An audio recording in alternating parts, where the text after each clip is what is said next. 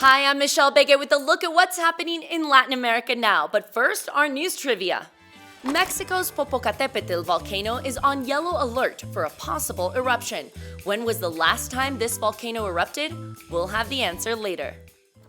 El Salvador is investigating a tragedy during a football game in one of its largest stadiums. 12 people died in a stampede over the weekend at the Cazatlán Stadium in San Salvador. It's considered one of the largest venues in Central America with a capacity to hold 44,000 people. Alianza FC and Club Deportivo FAS were in the middle of a playoff quarterfinal game when the stampede broke out in the general section. Colombians are following the heartbreaking story of 4 children lost in the jungle. On May 1st, a plane crossing the Amazon rainforest crashed. 7 people were on board the flight, including 4 children ages 11 months to 13 years. 3 dead adult bodies were recovered. However, the children have not been found, but a trail of hair scrunchies, makeshift shelters, and bottles have been detected. Family members and the nation are holding out hope that the children are alive. Meanwhile, the military and indigenous community members have joined in the search. Officials are also broadcasting messages via helicopter for the children to stay in one place. And now let's go to my colleague Dan Collyns, who was in Ecuador covering the political crisis. Michelle, Ecuador's National Electoral Council announced on Tuesday that early presidential elections would be held on August the 20th. The decision comes after President Guillermo Lasso dissolved the National Assembly by decree last week, bringing forward the vote scheduled for 2025.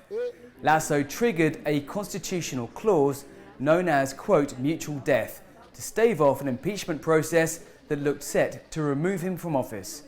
The president's decision to dissolve the opposition-controlled parliament came as lawmakers tried to impeach him for allegedly being aware of a corruption scheme to embezzle funds from a state company, accusations he denies. The move means elections had to be called within 3 months for both the legislature and presidency. The winners will serve out what would otherwise have been the remainder of the terms of those elected officials until 2025. If there is no outright winner, a runoff vote will be held in October. Lasso can rule by decree for up to 6 months under the supervision of the Supreme Court and can run in the upcoming elections too. The 67-year-old former banker took office in May 2021 for a 4-year term after winning the general election. And let's take a look at what stories we're following for next week. First, we're following the search for justice in the murder of British journalist Dom Phillips. He was killed in the Amazon rainforest last year.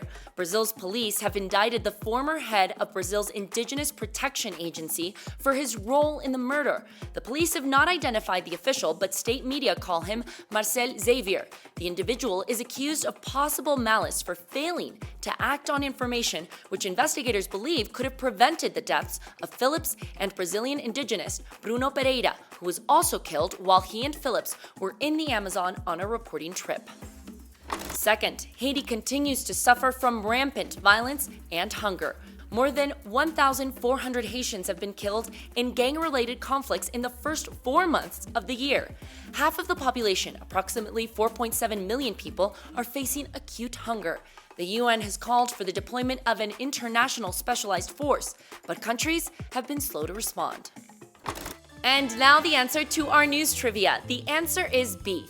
There have been 18 eruptions of the volcano Popocatépetl since 1354. The last one was in 2019 when there were several explosions throughout the year. Because of its current activity, the civil protection authorities in more than 52 municipalities suspended school this week. They also recommended avoiding activities outdoors. That's it for this week. We'll see you again soon on Latin America Now.